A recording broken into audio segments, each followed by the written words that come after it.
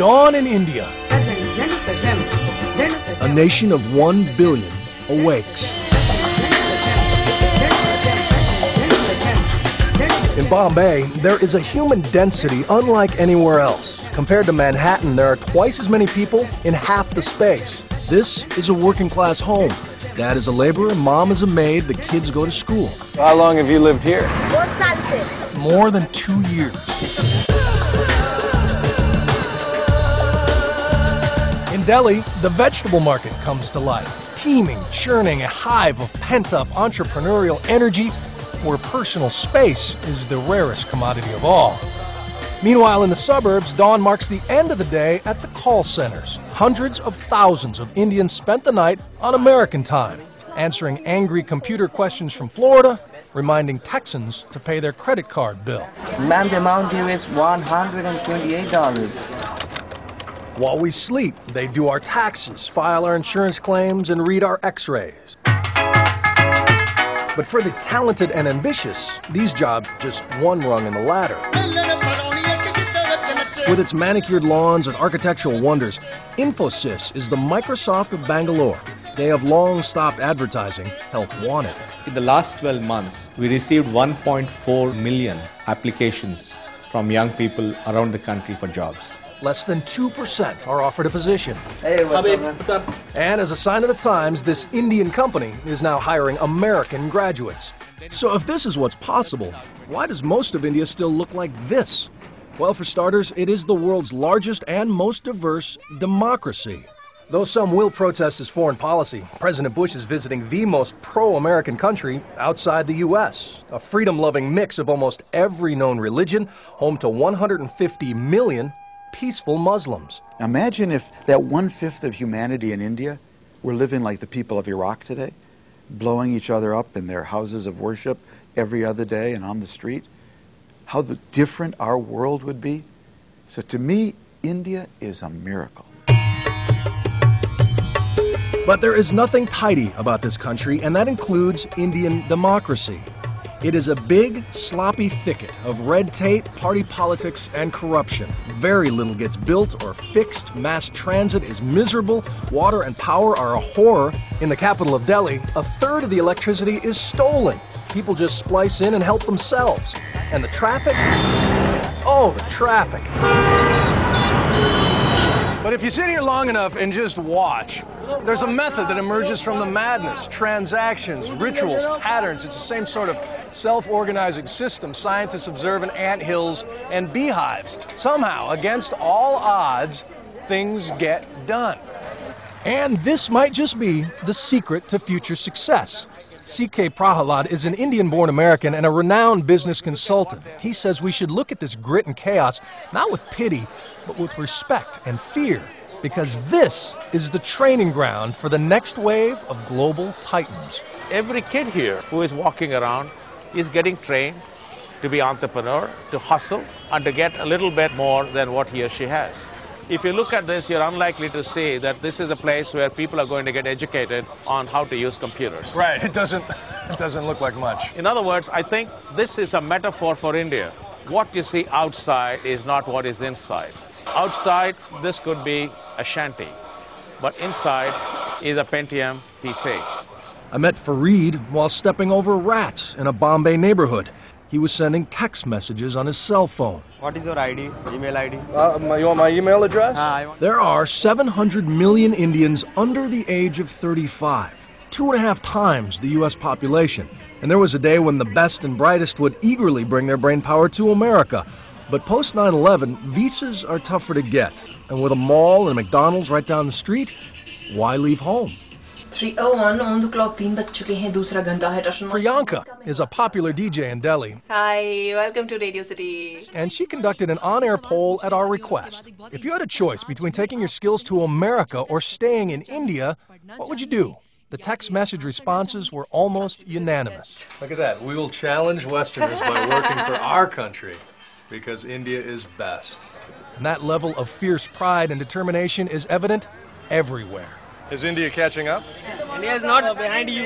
He's with you. Not behind us, with us. You're seeing an explosion of 50 years of pent-up aspirations. And if you want to know what India feels like today, it's very simple. Pull out a champagne bottle, shake it for an hour, then take the cork off. You don't want to get in the way of that cork.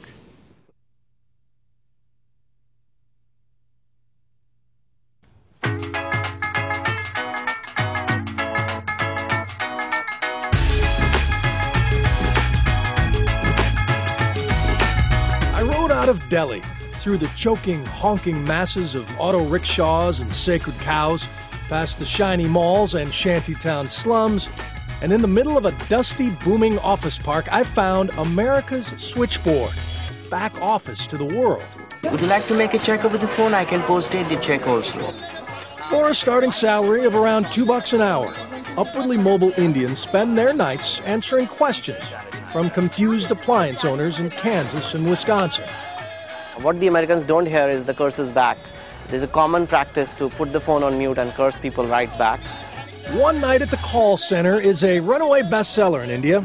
In it, novelist Chetan Bhagat exposes the frustrations of this job, and his research revealed an interesting training method. At one call center, they teach new hires that 35 equals 10. They say that a 35-year-old American's IQ is same as a 10-year-old Indian's IQ. So imagine you're talking to a child, and so don't lose your cool when you're talking to them. But this is exactly what was being taught.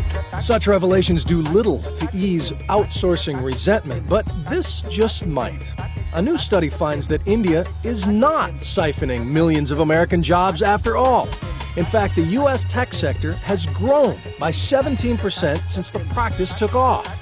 The numbers of jobs going to India for purely outsourcing reasons is quite small, and that the US firms that are doing it are getting stronger, more competitive, more able to hire more people. And experts believe that by dialing India, you're not only making American companies stronger, you're making the world safer.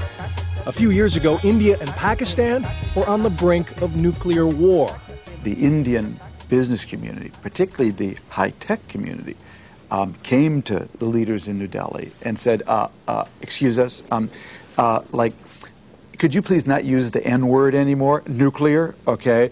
Because we're like running the back rooms of the world's biggest companies, from American Express to General Electric, and we can't take a week off for war. And the government in New Delhi got the message. That ceasefire not brought to you by General Powell. That ceasefire brought to you by General Electric. It's not just corporate America tapping into India's cheap brain power, it's middle America. When Texas mom Elizabeth Mitchell saw her son Jason struggling with math, she hired a tutor in India. I've wondered what kind of house she lives in. I wondered what her parents are like, but she seems really nice. Well, Jason, we found her. 24-year-old Swati Chopra lives with her parents in this Delhi neighborhood. Here's the computer she uses to teach you in Plano. And you're right, she is nice. When it comes to teaching American kids, she says she has to be. In India, you can school kids, but there you have to be very patient with them. You have to be very sweet with them. If you are not able to do this, let's try something else. Let's play a game, and maybe after that you'll feel like doing it. You know, he's actually eager to sit down and get his homework done so that he can go off and play and do other things. While math is now Jason's best subject, Swati has drawn a sobering conclusion from the rest of her students. If you teach a student in India who's in a 7th grade, and you teach a student in US who's in 10th or 9th grade, their level will be same. There's a gap of at least 3 grades between the students. If tutors like Swati can help close that gap, outsourcing our kids' educations may not be so radical. After all, some Americans are outsourcing themselves to India for surgery. I got to the point to where I couldn't do things, functions with the family. The pain was too severe. Insurance wouldn't cover Dennis Berry, and he couldn't afford an operation in his home state of Florida. So he flew to Delhi, where a world-class surgeon replaced both of his hips for $20,000, a savings of $100,000. That includes my airlines, my friend's airlines. It includes the whole package. It's very impressive. We've got to remember, we've been outsourcing goods or services for 70 years in America. And all that time, average American incomes have risen to now be the highest in the world. So if outsourcing's been a bad idea, for 70 years we've been doing it and doing pretty well.